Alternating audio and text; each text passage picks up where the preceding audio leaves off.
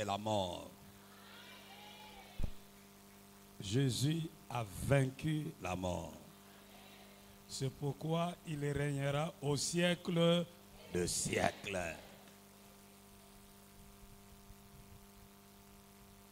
J'invite l'équipe d'évangélistes par l'art dramatique de bien vouloir s'avancer avec le pasteur Mike.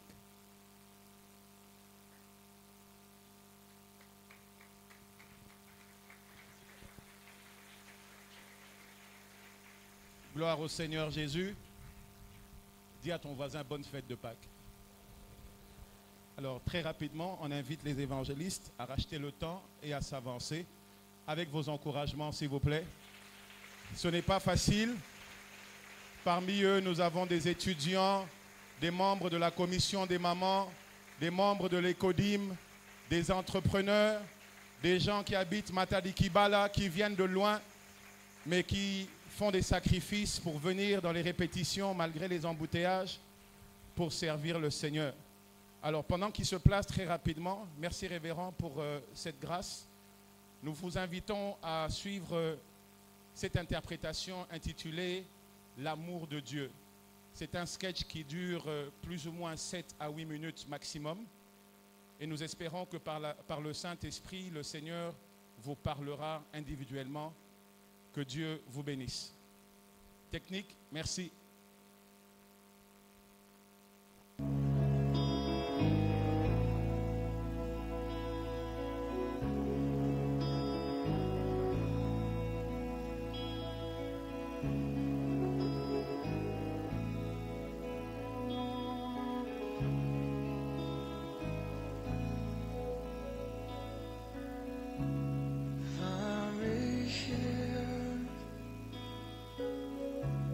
Speak to me. I want to feel you. I need to hear you. You are the light that's leading me to the place where I find peace again.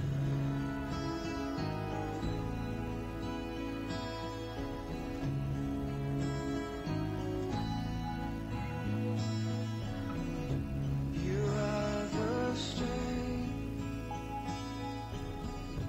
that keeps me walking. You are the hope that keeps me trusting.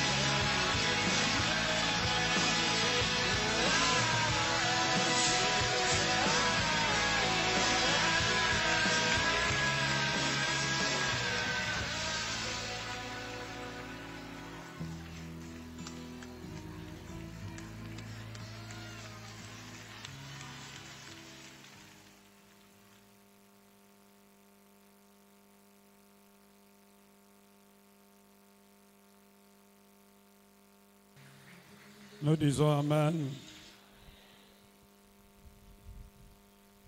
Je crois que cette pièce théâtrale de quelques minutes a résumé toute l'histoire du salut. Au départ, l'homme est en bonne relation avec Dieu, en bonne communion avec Dieu. Et puis après est intervenu le diable qui l'a déconnecté de Dieu et qui l'a amené loin de Dieu. Dans la boisson, dans l'alcool, dans l'argent, dans l'ambiance, des choses. Il avait perdu tout l'éclat de la justice de Dieu qui était sur lui. Il est arrivé jusqu'au moment où il voulait mettre fin à sa vie. La vie avait perdu son sens. Et après, de l'autre côté, Dieu continue à l'appeler. Viens, viens, je suis là, viens, viens. Et puis après, il a pris conscience. Il a décidé de rentrer auprès de Dieu.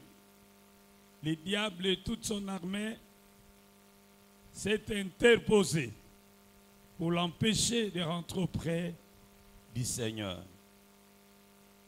Et au moment où il était presque désespéré, au moment où il était le plus faible, le Seigneur a fait irruption.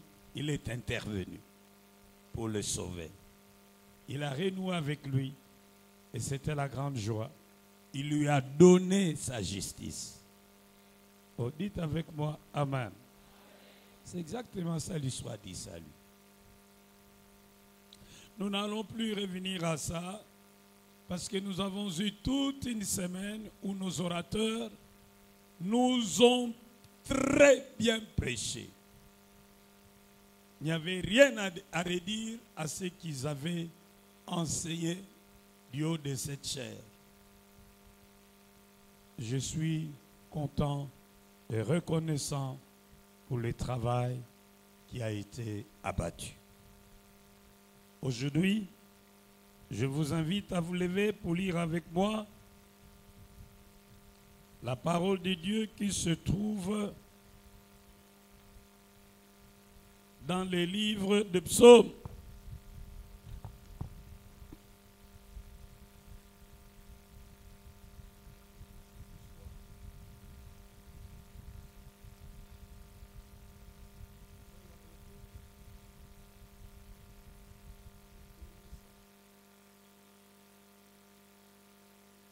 Merci, pasteur. Nous prenons le livre de psaumes 85, versets 11 à 14.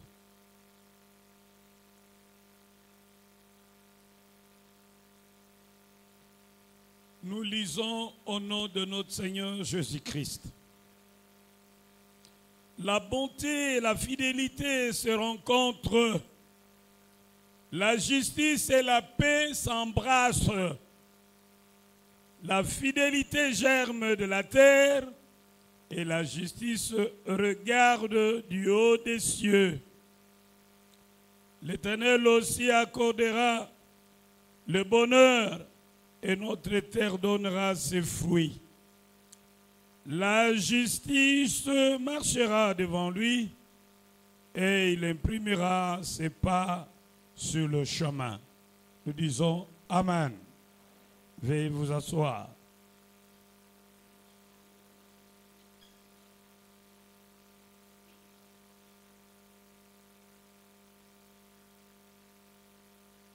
Aujourd'hui, la chrétienté universelle célèbre la résurrection de notre Seigneur Jésus. Voilà pourquoi j'ai choisi comme thème à partager avec vous le prix et les exigences de la grâce. Le prix et les exigences de la grâce. Combien a coûté la grâce qui nous sauve? Et qu'est-ce que Dieu attend de ceux qu'il a sauvés par grâce?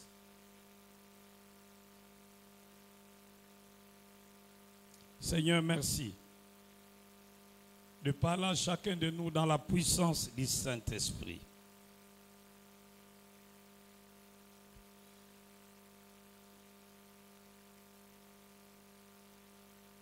Par la résurrection de Jésus que nous célébrons aujourd'hui, Dieu approuve la toute suffisance de la mort et de la résurrection de Jésus pour sauver quiconque croit. Et si cette résurrection n'avait pas eu lieu, la mort de Jésus serait inutile parce qu'elle ne serait pas différente de celle des autres grands hommes qui ont marqué l'histoire. Si cette résurrection ne s'était pas opérée, notre foi serait vaine, comme le dit l'apôtre Paul au 15e chapitre de son épître aux Corinthiens. Si cette résurrection avait raté, notre espérance serait vaine. Alors, nous devions manger, boire, car demain, nous allons mourir comme de vulgaires messieurs, de vulgaires dames. Par cette résurrection de Jésus, Dieu ratifie la nouvelle alliance que Jésus a annoncée au jour de Pâques quand il a dit « Ceci est mon sang qui est versé pour une nouvelle alliance et pour la rémission des péchés de plusieurs. » Cette nouvelle alliance que Jésus a inaugurée serait nulle non avenue si après sa mort il n'était pas ressuscité. La Bible nous parle de deux alliances, l'ancienne alliance et la nouvelle alliance. Dans l'ancienne alliance et la nouvelle alliance, on cherche, Dieu cherche une solution au problème du péché de l'homme et de toutes les conséquences qui en découlent. C'est un vrai dilemme. Pour comprendre ce dilemme, je vais seulement utiliser 3 attributs de Dieu. Le premier attribut, c'est que Dieu est amour. Le deuxième attribut, c'est que Dieu est juste. Le troisième attribut, c'est que Dieu est saint. Avant de développer cette partie, j'aimerais d'abord vous rappeler que même dans nos traditions, il y avait aussi un problème de dilemme. Nous avons découvert les dilemmes dès le bas âge. Les dilemmes couramment appelés les sambolés en lingala. Pour vous rafraîchir la mémoire, il y avait un homme qui devait traverser la rivière avec sa pirogue. Il avait un léopard, une botte de feuilles de manioc et une chèvre. Mais le principe de la traversée, il devait seulement traverser avec une seule chose à la fois. Comment devait-il procéder?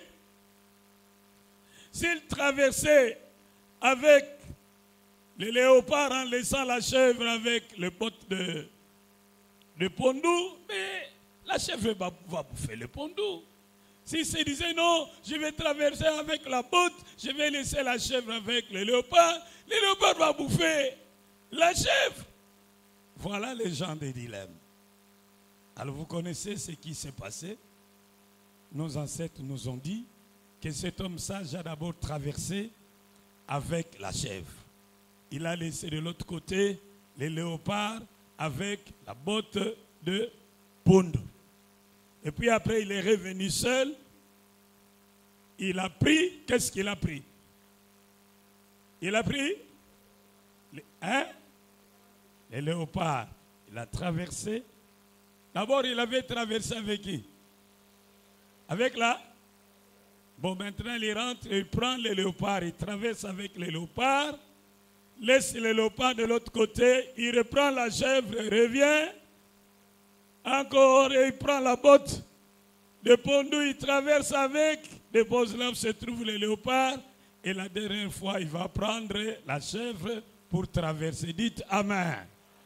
Ah, je ne vous entends pas. Dites bien Amen. C'était pareil. Dieu avait un problème dans ses rapports avec l'homme. Dieu aime l'homme parce que Dieu est amour. Et il a créé l'homme à son image et à sa ressemblance. Il veut vivre avec l'homme. Tel est le désir de Dieu. Mais Dieu est juste. Il ne peut pas vivre avec un homme qui a violé sa loi. Sa justice l'oblige à châtier cet homme. C'est ce qui est dit dans Nombre 14, verset 8. Il est tellement juste qu'il ne peut pas tenir le coupable pour innocent. Et laisser le coupable ne pas le punir, c'est renier sa propre justice. Et comme si cela ne suffisait pas, ce Dieu d'amour veut vivre avec l'homme qui est souillé, alors que lui, c'est un Dieu saint. Dans Habakkuk 1, verset 13, il est dit, « Ses yeux sont trop purs pour voir le mal. » La sainteté de Dieu signifie que Dieu est hors du péché, hors de ce qui est souillé. Il se fait malheureusement que l'homme avec qui il veut vivre est souillé par le péché. Car il est dit, car tous ont péché et sont privés de la gloire de Dieu. Dans sa justice, il doit tuer l'homme. Car il est écrit, le salaire du péché c'est...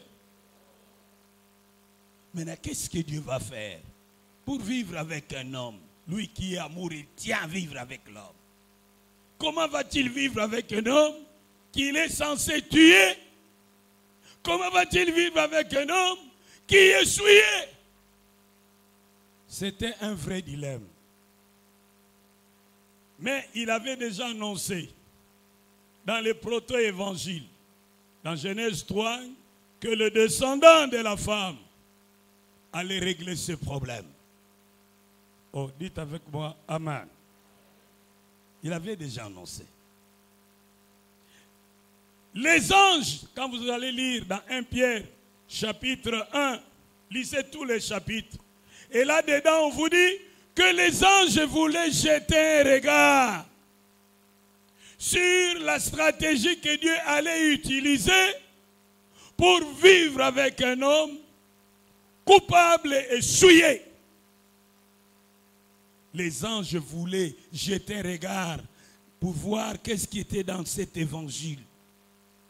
Et ce psaume, c'est un psaume messianique. Dans ce psaume, on nous donne 4 choses et 4 vérités fondamentales. Il y a 4 mots-clés dont parle ce psaume. Et ces 4 mots-clés résument l'œuvre du salut que le Seigneur Jésus est venu accomplir.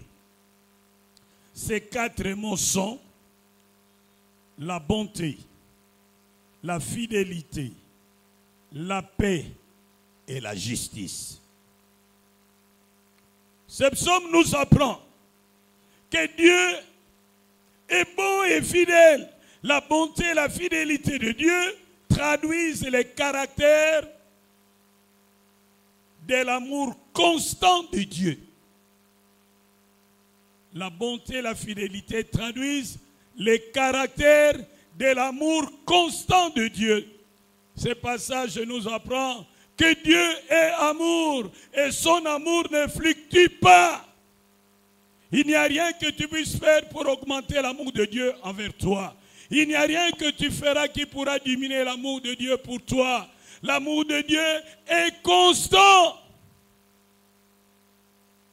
Pour ceux qui ont appris la mathématique, une fonction constante, on l'écrit de cette manière. F de x égale A. Et s'il faut représenter ça sur les abscisses et les ordonnées, vous verrez que cette fonction sera parallèle aux abscisses. Elle est constante, elle n'est pas sinusoïdale. Non, non. C'est f de x égale a. C'est ce qu'on nous a appris en algèbre en 4e année des humanités. Oh, dites avec moi, amen. L'amour de Dieu est constant. Que tu le donnes, que tu ne le donnes pas, il t'aime. Que tu obéisses, que tu n'obéisses pas, il t'aime. Que tu lui fasses confiance, que tu doutes, il t'aime.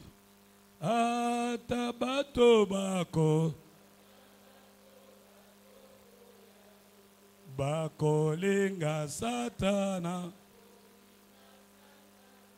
yo lingi batonyo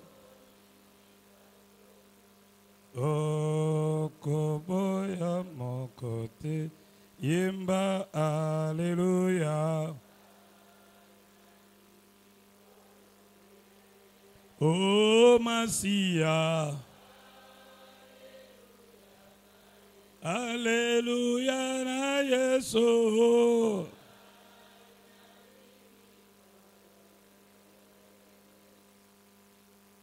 Alléluia.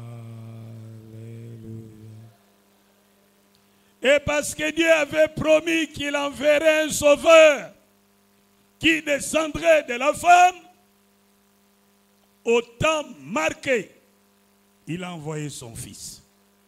La Bible dit que Dieu est fidèle. Il est impossible que Dieu mente.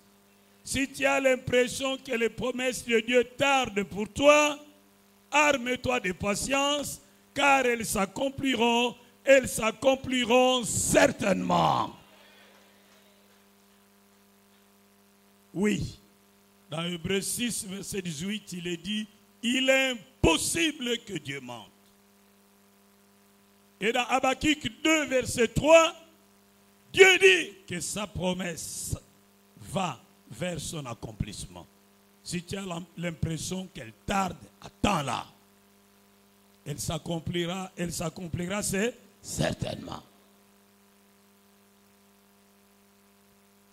La Bible nous apprend que Dieu est juste. Dans Nombre 14, 18, il est dit, il ne tiendra point les coupables pour innocents. Et la punition que mérite l'homme pécheur, c'est la mort. Car il est écrit dans Romains 6, 23, le salaire du péché, c'est la mort. Mais au nom de son amour, Dieu veut sauver l'homme qui doit tuer à cause de sa justice. Mais Dieu ne veut pas agir sans avoir préparé l'homme. C'est pourquoi il va développer toute une pédagogie pour aider l'homme à comprendre l'acte qu'il va poser plus tard pour le sauver. Dans l'Ancien Testament, il va apprendre à l'homme l'importance du sacrifice sanguin et les principes de la substitution dans les règlements du péché. Parlons d'abord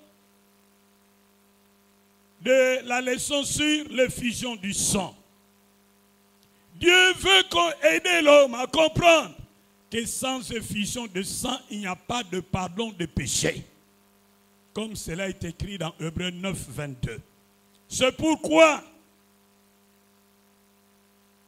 déjà, dans le jardin d'Éden, Dieu va tuer une bête, il va prendre la peau de la bête pour couvrir l'homme et la femme.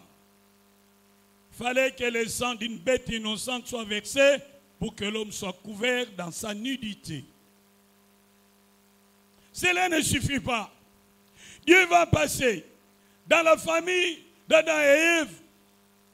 Caïn et Abel vont présenter les offrandes. Dieu approuve l'offrande d'Abel et désapprouve celle de Caïn. Pourquoi? Parce que l'offrande d'Abel avait du sang. Nous arrivons dans le désert. Pour le règlement de péché, Dieu installe le système lévitique. Il dit, si quelqu'un a péché, s'il ne veut pas mourir, alors il doit aller chez le prêtre avec une bête. Il va imposer ses mains sur la bête, il va confesser ce péché. comme s'il prenait ses péchés et les transférait dans la bête innocente. Et au lieu de verser son sang, on versait le sang de la bête qui était décapitée, sacrifiée. Le principe est clair. Dans Lévitique 17, verset 11, il est dit, la vie est dans le sang. Donc si toi tu ne veux pas qu'on t'enlève, qu'on t'ôte la vie, tu dois trouver une autre victime à ta place. Le principe de la substitution est enseigné. C'est dans le sang. Et c'est par le sang que se fait l'expiation du péché.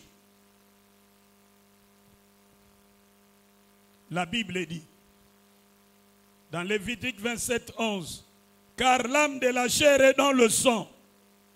Je vous l'ai donné sur l'autel afin qu'il servît d'expiation pour vos âmes.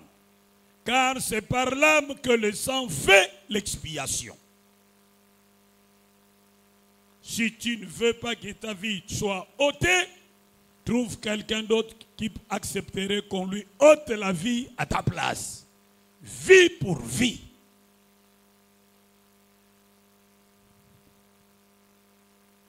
Malheureusement, le sang de bête n'était pas capable d'enlever le péché. Le sang de bête était seulement capable de couvrir le péché. Et Dieu ne voulait pas de solution provisoire. Il voulait une solution définitive. Oh, dites avec moi, amen.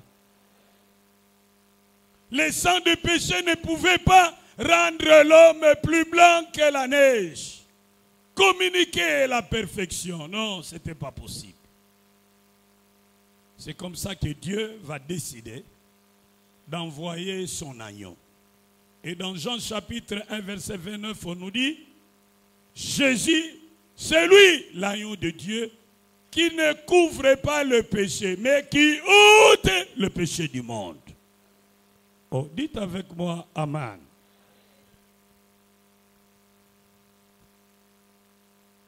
Par amour pour nous, Dieu donna Jésus. Par amour pour nous, Jésus prit notre place. Au nom de sa justice, Dieu le Père punit le péché en Jésus qui est devenu péché.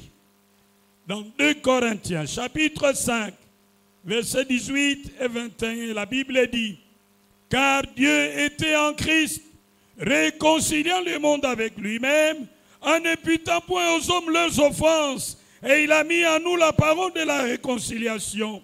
Celui qui n'a point commis le péché, il a fait devenir péché pour nous, afin que nous devenions en lui justice de Dieu. » La justice de Dieu étant satisfaite par l'amour de Dieu, donne la paix et la grâce. Jésus prend notre place. Dieu ramasse tous nos péchés, nos mensonges, notre égoïsme, notre orgueil et ces péchés que tu as commis ce matin. Il prend tous ces péchés. Il les met sur Jésus à la croix. Et il prend toute sa colère. Il exécute la sentence. Ainsi, sa justice est satisfaite. Oh, dites avec moi, amen.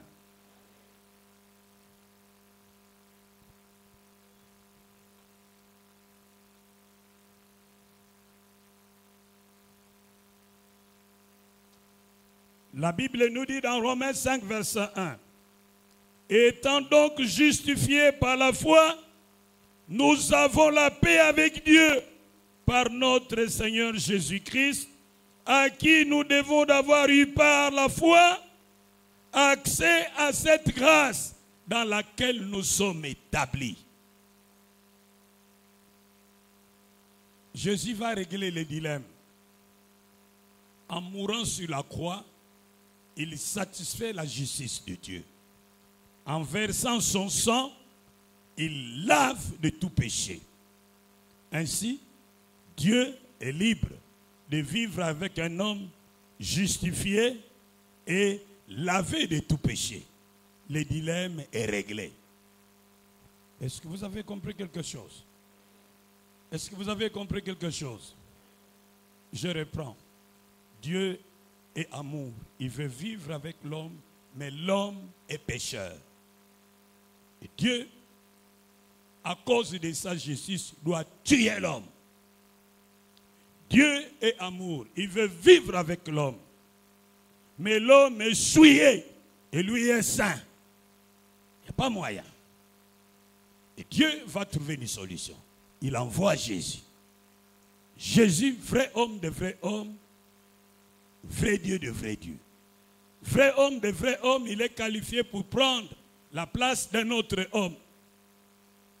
Vrai Dieu de vrai Dieu, il n'a pas de péché.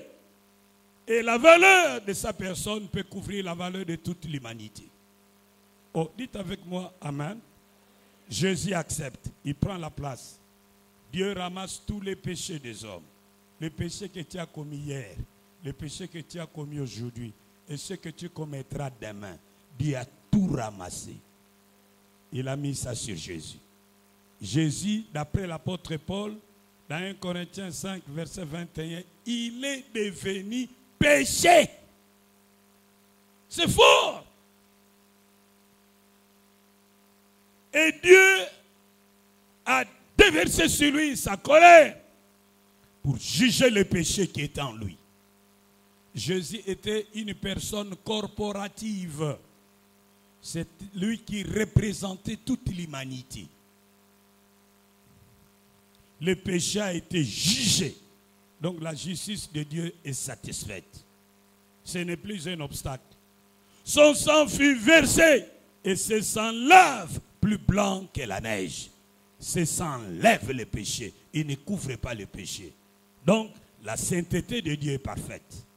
Ce qui fait que ce Dieu d'amour peut maintenant vivre avec l'homme parce qu'il est justifié. Il peut maintenant vivre avec l'homme parce qu'il est sanctifié par l'œuvre accomplie par Jésus-Christ à la croix de Golgotha. Quel sauveur merveilleux je possède, qui s'est sacrifié pour moi. Et sa vie innocente, il la cède pour mourir sur le feu. Oh, attaché. Attaché, il a pris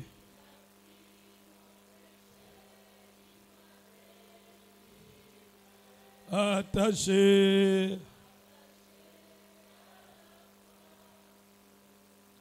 parce qu'il a jugé le péché, parce qu'il a puni le péché de l'humanité en Jésus qui représentait l'humanité tout entière. L'homme a la paix avec Dieu. Bien-aimé, il n'y a pas de vraie paix sans justice. Dieu aurait pu décréter une amnistie, mais Dieu ne l'a pas fait. Dieu a jugé les péchés. Frères et sœurs, l'impunité tue la paix et le développement. Les choses ne marchent pas dans notre pays parce qu'il y a l'impunité. Il n'y a pas de paix parce qu'il y a l'impunité. En son temps, j'avais dénoncé ça.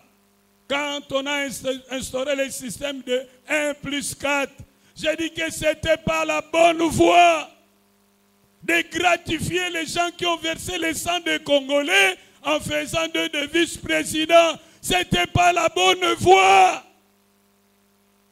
Dieu n'a jamais amnistié personne. Dieu punit, et c'est cela la vraie justice. Enfin, les gens reviennent à la raison, ils restaurent la peine de mort. Faudrait-il encore qu'ils l'appliquent? Parce que c'est toujours ça dans notre pays, on prend de bonnes décisions, mais qu'on n'applique pas. Dis à ton voisin, Dieu n'a pas amnistié les pécheurs. Dis-lui, Dieu n'a pas amnistié les pécheurs. Il a puni les pécheurs en Jésus-Christ de Nazareth. Répète-lui, il n'y a pas de vraie paix ni développement sans justice. L'impunité tue la paix et l'impunité tue le développement. Le jour où on dira que celui qui détourne l'argent de l'État doit être tué, les gens vont cesser de détourner l'argent de l'État. Le jour où on dira que celui qui signe des contrats léonins où le pays est perdant et l'étranger est gagnant, on va le tuer, les gens ne vont plus signer des contrats léonins. Et nous allons amorcer la route vers le développement. Oh, dites avec moi, Amen. Yeah.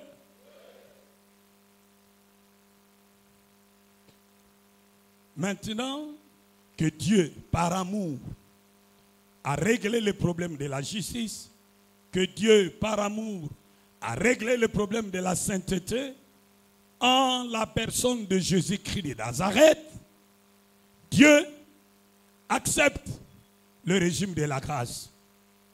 Il inaugure le régime de la grâce. Il dit que quiconque croit en Jésus, moi Dieu, je vais le considérer comme juste. Moi Dieu, je vais le considérer comme saint. C'est une justice attribuée. C'est une sainteté attribuée. Nous avons vu dans la pièce de théâtre, le Sauveur prend son vêtement blanc, il donne aux pécheurs repentants. C'est cela, au fait, la justification. Dieu déclare, en vertu du fait que ces pécheurs s'est repenti de ses péchés, et il a placé sa confiance dans la mort et la résurrection de Jésus pour le salut de son âme, je le déclare juste. C'est-à-dire, je le déclare non coupable. C'est pourquoi la Bible dit, il n'y a plus de condamnation pour ceux qui sont en... Qui va nous accuser parce que c'est Dieu qui justifie? Oh, dites avec moi, Amen. Grâce au régime de la grâce,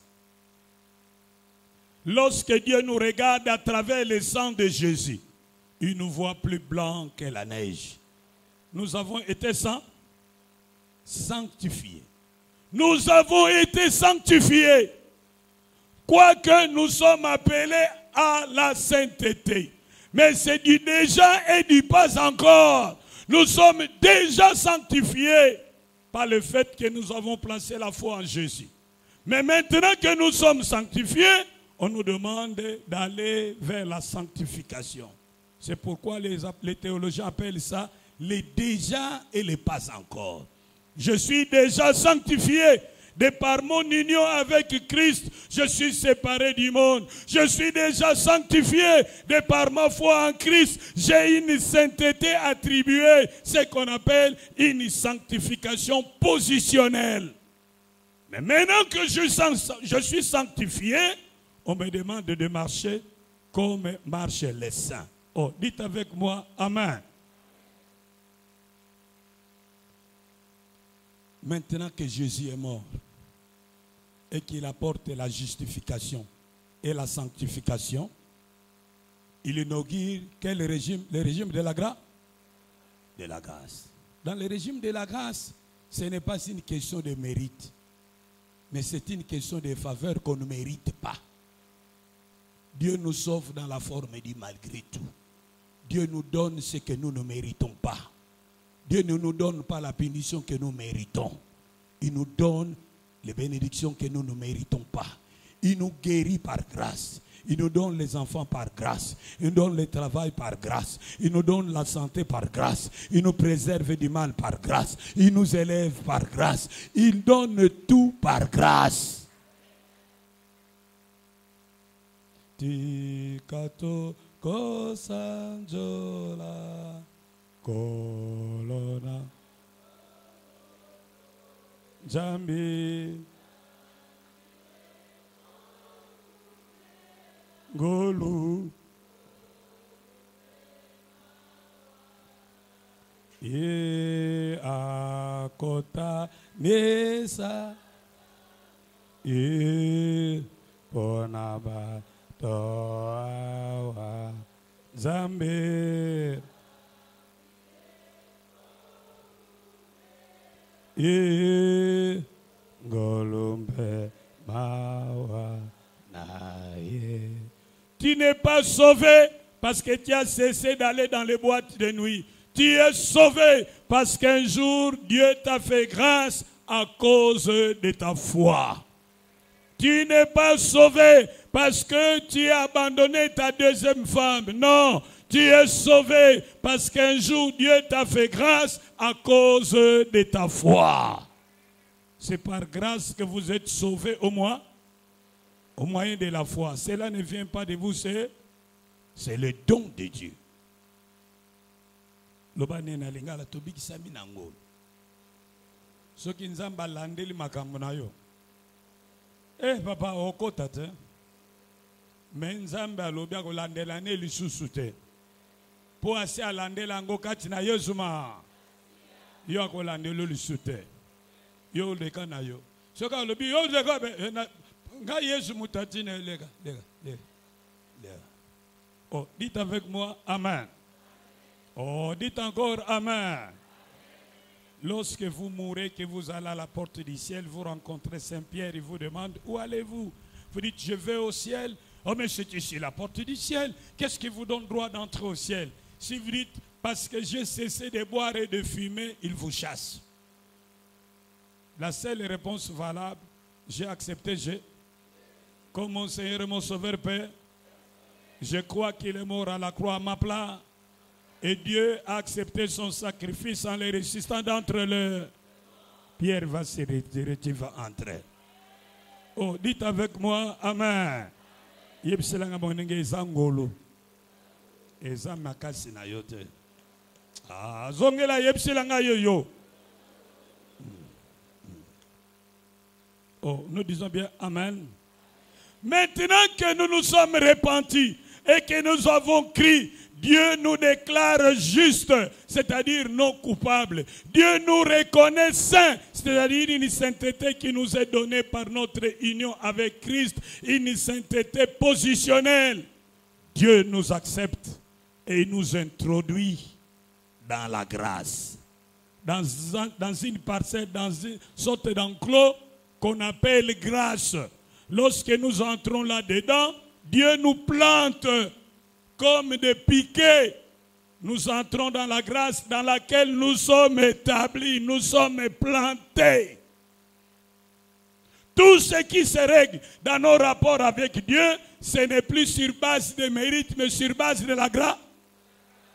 Il faut comprendre ça. Nous n'avons rien mérité, mais il aima nous combler. Oh, son honneur est de bénir, de rendre et d'enrichir. Viens y t'épanouir. Alléluia. Alléluia. Alléluia. Maintenant, j'aimerais résumer. Pour que le régime de la grâce soit inauguré, il fallait qu'un prix soit payé. Quel était ce prix? La mort de Jésus, c'est le prix de la grâce. Parce que lui est mort à ta place, à ma place. Dieu ne peut plus nous poursuivre dans nos égarements. Il nous met dans le régime de la grâce. Maintenant, nous sommes entrés dans le régime de la grâce, nous sommes installés là-dedans. La Bible dit, là où les péchés abondent, la grâce surabonde. Romains 5, 19. Alors la question est posée. Dieu sait que ceux qu'il a introduits dans la parcelle de la grâce et qu'il a établis dans cette parcelle de la grâce, les vieils hommes est encore en eux et de temps en temps ils peuvent encore pécher. Mais ils peuvent aussi commettre beaucoup de péchés.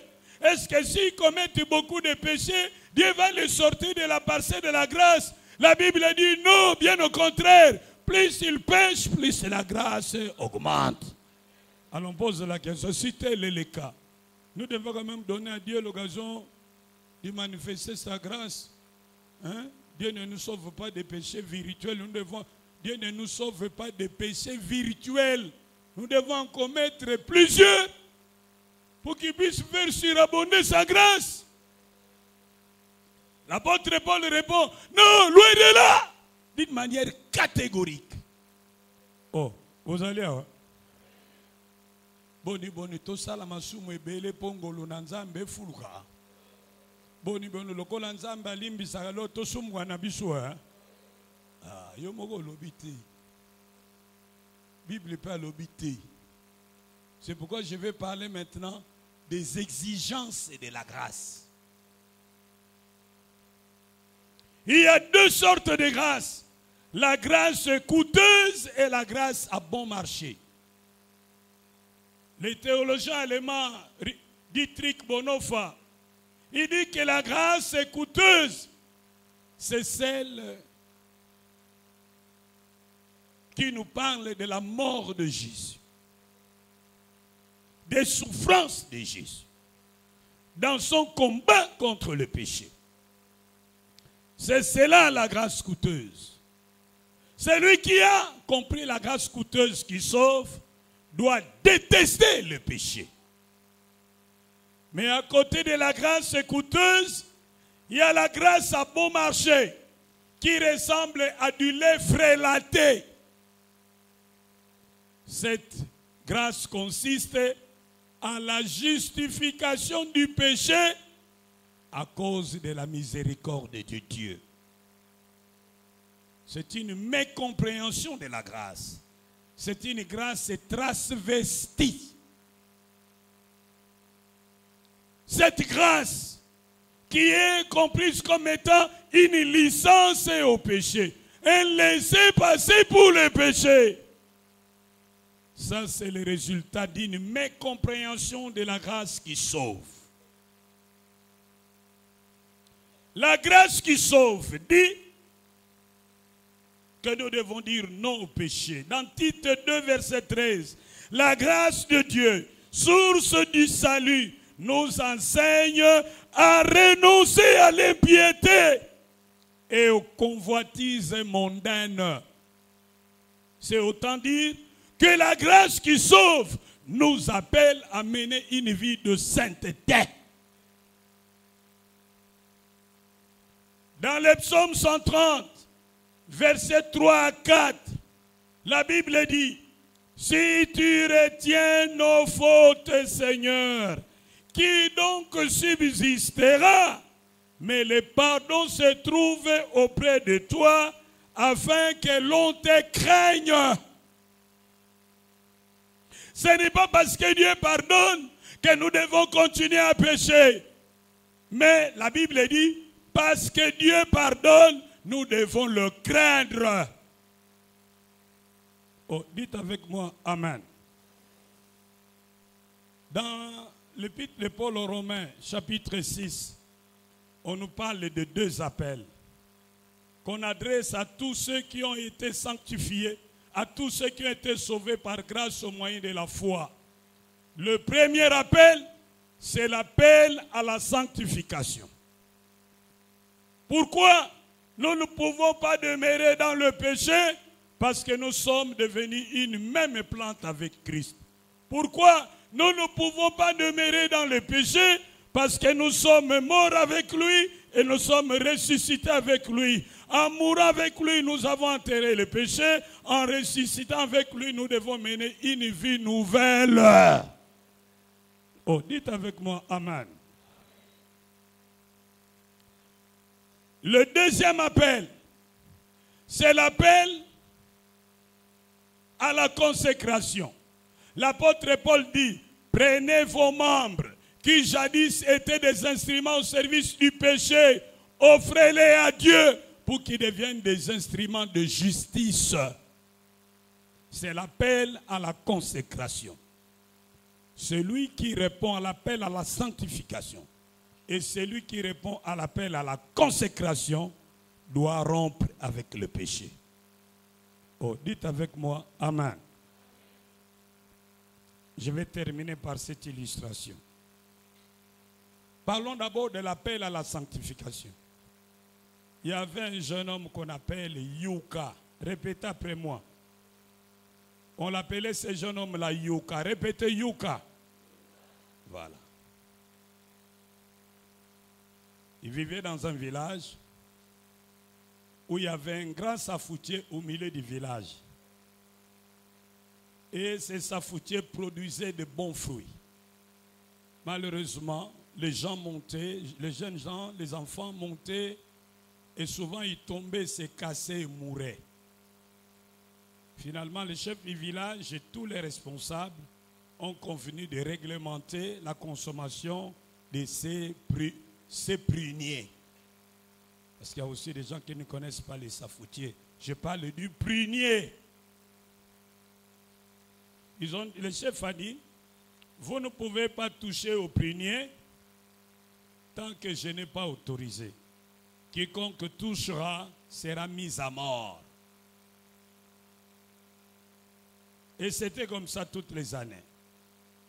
Malheureusement, cette année-là, le prunier avait produit terriblement de gros fruits qui avaient bien mûri. Et tout le monde attendait l'autorisation du chef pour qu'on puisse cueillir les safous. L'autorisation tarda à venir. Alors Yuka s'est dit, qui ne risque rien, n'a rien. Il est monté sur le prunier, il a cueilli quelques fruits. À sa descente, on a mis la main sur lui. Il a été jugé et condamné à mort. Mais avant son exécution, son frère aîné, qu'on appelle Fumweto, répétez Fumweto. Fumweto est arrivé. Il a dit, c'est quand même mon jeune frère, je l'aime beaucoup. Je ne sais pas qu'est-ce qu'il a pris pour qu'il viole la loi, mais laissez-le en vie. Moi, je suis déjà là. Vous pouvez me tuer à sa place. Je dis, ok, nous allons te tuer. As-tu un mot à dire à ton frère? Il dit à son frère Yuka. Yuka. Et Yuka répond, Fumweto, je vais mourir à ta place pour que toi tu vives à ma place. Et puis il a été exécuté. L'année qui suivait, le prunier a encore produit le prune, plein de prunes. Le chef a donné l'ordre, on peut cueillir, les gens ont cueilli. Et on a apporté à Yuka un peu de prunes. Des prunes là bien, avec du piment, avec des manioc bouillis, avec un peu d'arachide. On a apporté ça à Yuka. Quand Yuka a regardé les prunes, il a pensé à son frère. Il a dit non, retirez ça. Chaque fois que je vois ces prunes, ça me rappelle cette histoire, ça me fait mal. Retirez ça. Oh, dites avec moi, amen. Telle devrait être l'attitude d'un chrétien vis-à-vis du péché. Chaque fois que tu te souviendras que Jésus l'innocent, Jésus le juste, est mort à ta place à cause de tes péchés, normalement, tu devras développer une aversion vis-à-vis du péché parce que ça te laisse un mauvais sou.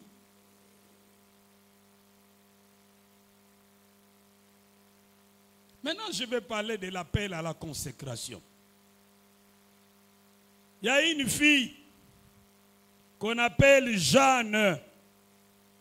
Elle était belle, très belle. Un jour, elle est allée à la rivière et puis elle commençait à se noyer parce qu'elle ne savait pas nager. Au bord de la rivière se trouvait un jeune homme, Joseph, un habile nageur. Il est allé à son secours, a sauvé cette fille de la noyade et l'a sortie sur le bord de la rivière. Et cette fille s'est dit, tu m'as fait du bien. Je ne sais pas qu'est-ce que je peux te donner en retour pour tout ce que tu as fait. Si je te donnais de l'argent, ce n'est même pas l'équivalent de la valeur de ma vie. Tout ce que je veux, prends-moi en mariage. Et Joseph, regardant la belle créature, ne s'est pas fait prier 2 fois. il a accepté. Ainsi en est-il de nous autres. Jésus sait qu'il a fait pour nous. C'est tellement précieux, c'est tellement coûteux que nous ne savons pas qu'est-ce que nous pouvons lui donner en retour. Tout ce qu'il veut, que tu lui donnes, tout ce que tu es et tout ce que tu as. Dites avec moi, Amen. Nyonso pona, oh nyonso pona, oh.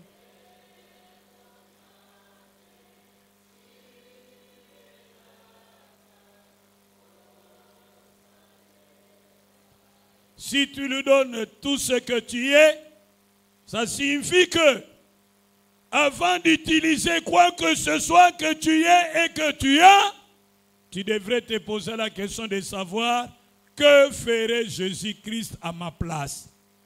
Tu ne t'appartiens plus à toi-même. Tu ne vis plus pour toi-même.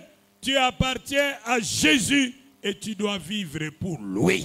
Soit que vous mangez, soit que vous buviez, soit que vous fassiez quelque autre chose que ce soit, faites tout pour la gloire de Dieu. Je pose juste 2 questions. Le prix de la grâce. Quel est le prix de la grâce?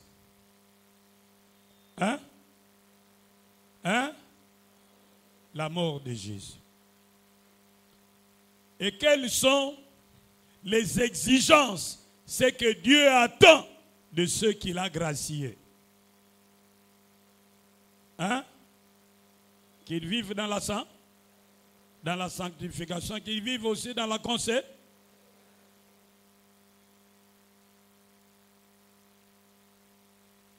Bien-aimés, si vous vivez dans la sanctification, vous vivez dans la consécration, la grâce vous fera des surprises agréables.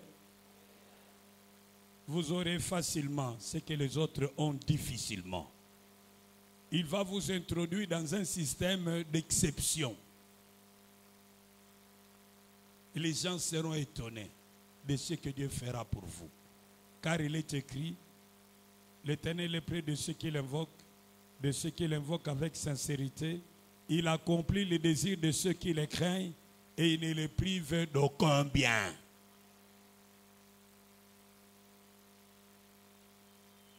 Nous disons bien Amen. Quelle décision veux-tu prendre aujourd'hui? Maintenant que tu as compris le prix de la grâce et les exigences de la grâce.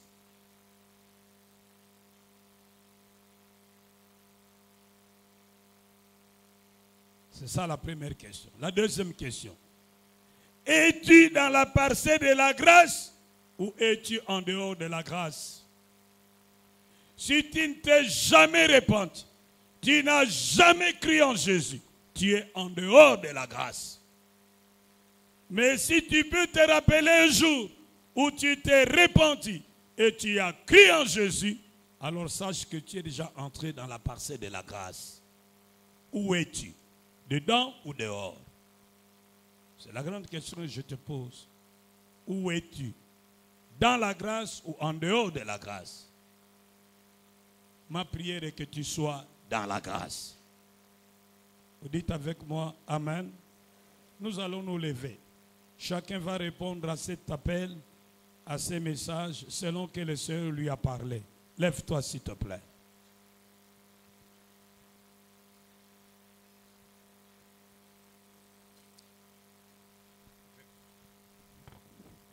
Prie, bien-aimé, prie selon que l'Éternel t'a parlé. Dis-lui, Seigneur, j'ai besoin de vivre dans la parcelle de la grâce. Fais-moi entrer dans la parcelle de la grâce, où les efforts deviennent inutiles. Et tout est fait par grâce. Prie, bien-aimé, n'attends pas qu'on te prête des paroles. Prie, selon que le Seigneur t'a parlé.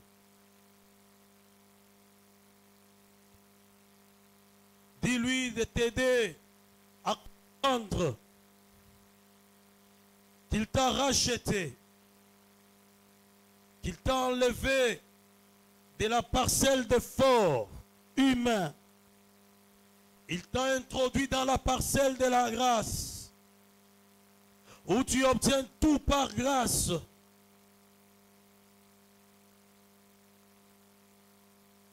Où tu mènes une vie de victoire sur les péchés par grâce.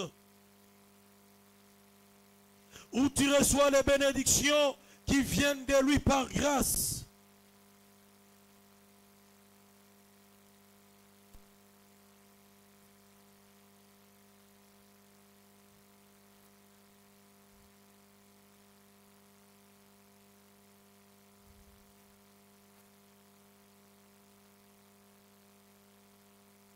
Dis à Dieu, Seigneur, ce matin, ce midi, je viens encore me consacrer à toi.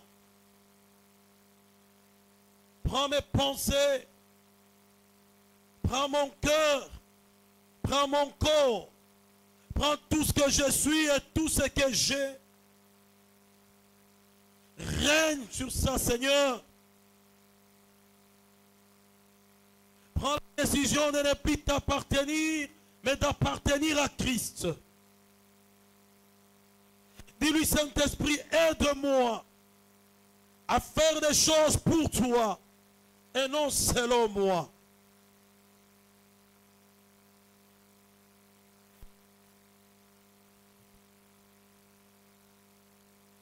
Dans le nom de Jésus-Christ, nous avons ainsi prié, nous disons Amen. Tu peux acclamer le Seigneur. Reprends ta place et nous allons donner le communiqué de l'Église. On nous informe que chaque jour de lundi à samedi, en ces lieux, de 6h juste à 7h juste, nous avons le culte matinal. Venez commencer la journée avec Dieu. Nous voyons des gens qui viennent des Mimosas, qui viennent d'Ozone, qui viennent du Pen, pour participer au culte matinal. Vous aussi, si vous êtes aux alentours, vous pouvez fournir cet effort et participer à ces cultes. Il y a des moments merveilleux de prière. Amen, amen.